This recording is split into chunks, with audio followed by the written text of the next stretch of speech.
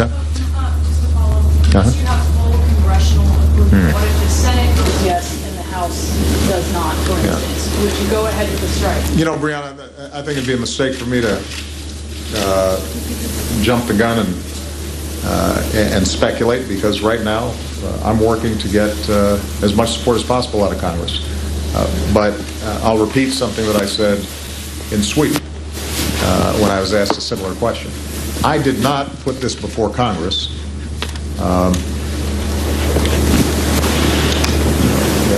just as a political ploy or as symbolism.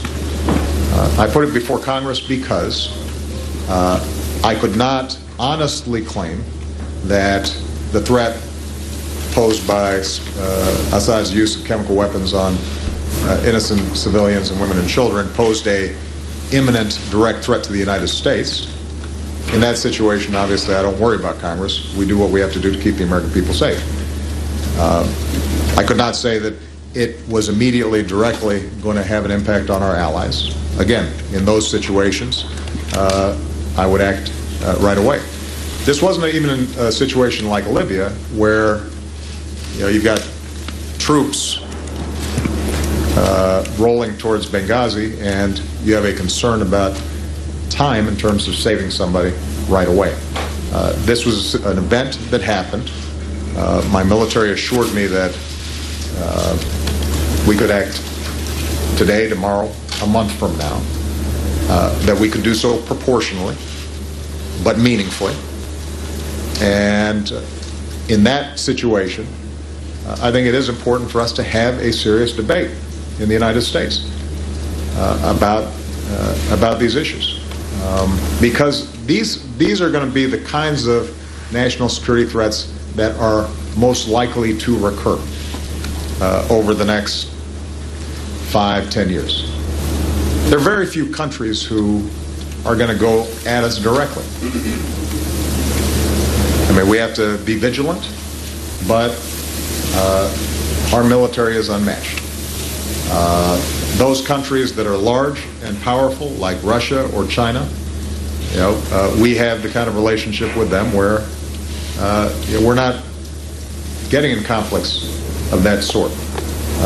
At least, over the last several decades, there's been a recognition that neither country benefits from that kind of great power conflict. So the kinds of national security threats that we're going to confront, they're terrorist threats, they're failed states, they are the proliferation of deadly weapons. And in those circumstances, a president's going to have to make a series of decisions about which one of these threats over the long term starts making us less and less safe. And where we can work internationally, we should. There are going to be times, though, where, as is true here, the international community is stuck for a whole variety of political reasons. And if that's the case, people are going to look to the United States and say, what are you going to do about it? And that's not a responsibility that we always enjoy. There was a leader of a smaller country who I've spoken to over the last several days who said, I don't envy you because I'm a small country and nobody expects me to do anything about chemical weapons around the world. They know I have no capacity to do something. And it's tough because people do look to the United States. And the question for the American people is that responsibility they're willing to bear? And I believe that when you have a limited proportional strike like this, not Iraq, not putting boots on the ground, not some long drawn-out affair,